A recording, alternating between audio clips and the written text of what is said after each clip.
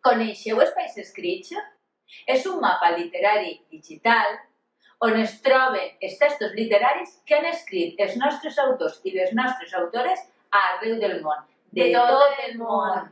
Volem descobrir-vos-el i ensenyar-vos les possibilitats de Spice-Scratch. I ho volem fer mostrant-vos 3 propostes perquè les treballeu a classe amb l'alumnat més petit. Mitjançant un treball col·laboratiu, motivador, grupal i molt creatiu. El nostre punt de partida són els 6 continents: Europa, Amèrica, Àsia, Àfrica, Oceania i l'Antàrtida. I a partir d'aquest desenvolupem la nostra proposta didàctica artístico-expressiva a partir de 3 nivells. El nivell inicial és que comencen a guaitar el mapa. Recomanat per a l'alumnat de primer i segon d'infantil, és a dir, 3 i 4 anys. El nivell mitjà pels que ja l'han descobert.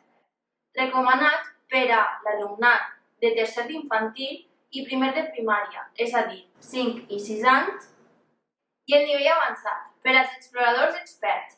Recomanat per a l'alumnat de segon i tercer de primària, és a dir, 7 i 8 anys. No obstant això, podeu adaptar la proposta didàctica a les necessitats del vostre alumnat, així com també a la realitat de l'aula. Dins de cada nivell us oferim un decàleg d'instruccions, acompanyat d'una proposta didàctica que hem preparat a mena d'exemple. Esperem que us doni idees per gaudir de la literatura a la... I passem a nivell 3! Nivell 3. Construïm un quadern de bitàcola. Endavant de Calec. Aneu al web del Mapa Literari Català. Allí trobareu un mapamundi. Recorreu el territori de continent a continent i descobriu la petjada de la literatura catalana. Escolliu entre tota la classe un continent i un país i atreviu-vos a conèixer alguna de les seves ciutats i el que van escriure els nostres autors sobre aquesta. Nosaltres hem triat el continent d'Àsia, el país del Japó, la ciutat de Kyoto i l'obra Mala memòria de Maria Aurèlia Capmany. Llegiu el fragment literari d'autoria catalana de la ciutat que heu descobert. Escolliu les parts més significatives.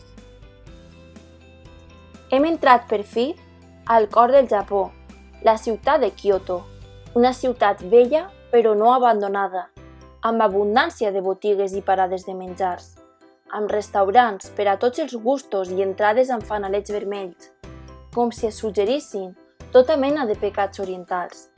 I ens topem de cara amb dones vestides amb quimonos llampants, que no les deixen caminar, i avancen a passeigs petits adelerats. Maria Aurèlia Capmany, Mala memòria. Feu-vos amb el quadern perfecte per començar a redactar el vostre diari. Mireu com són els quaderns. Nosaltres, per ara, sols necessitarem un full doble per mostrar-vos les 2 pàgines que farem.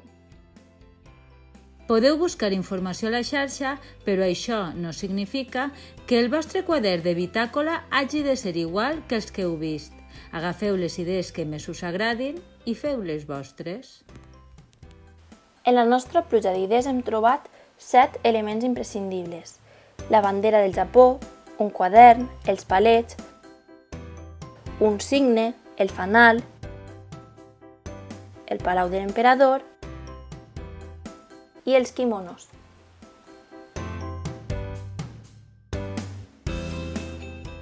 Proveu amb materials de diferents colors, formes i textures.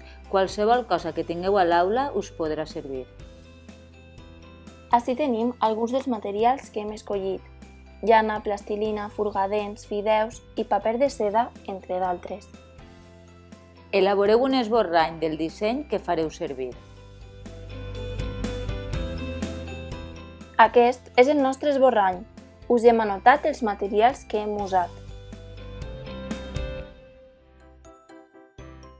Amb paciència i bona lletra, comenceu la vostra narració.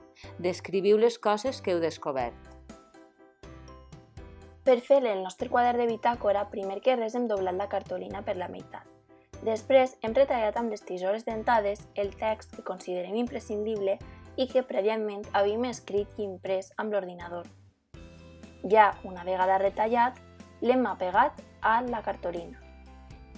Decoreu la pàgina del quadern amb dibuixos sobre la ciutat que heu visitat.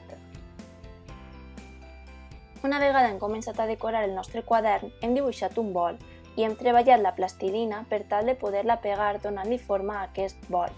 Seguidament hem afegit pegament i hem apegat els fideus, els quals, a més, anaven acompanyats dels escuradents. Poc després ha arribat el torn de dibuixar a les nostres japoneses.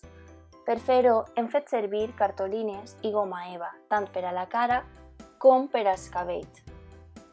Hem retallat el que havíem dibuixat i ho hem apegat. Després, novament amb goma eva, hem dissenyat els seus vestits i ho hem pegat tot junt a la cartolina. Per decorar els seus quimonos hem fet servir cartolines de colors. Hem retallat aquestes cartolines i les hem apegat a la cartolina del nostre quadern. Arriba el cas del Palau de l'Emperador. El que hem fet ha sigut buscar una imatge d'internet, imprimir-la i acolorir-la amb plastidecor.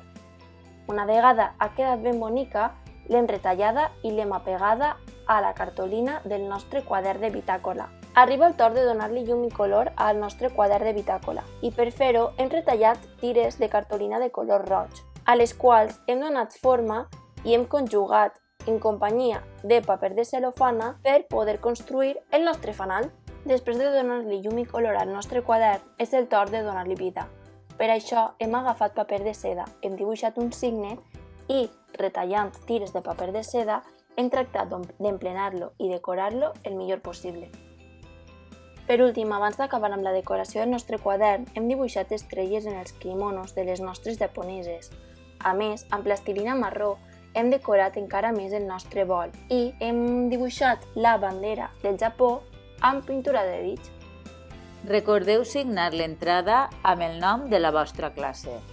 Ja quasi tenim el nostre quadern, però abans d'acabar cal que li posem el nom de la nostra classe. I per últim, un cop hàgiu apegat tots els materials, deixeu que el vostre quadern de bitàcola s'assequi. Enhorabona! Nivell avançat superat!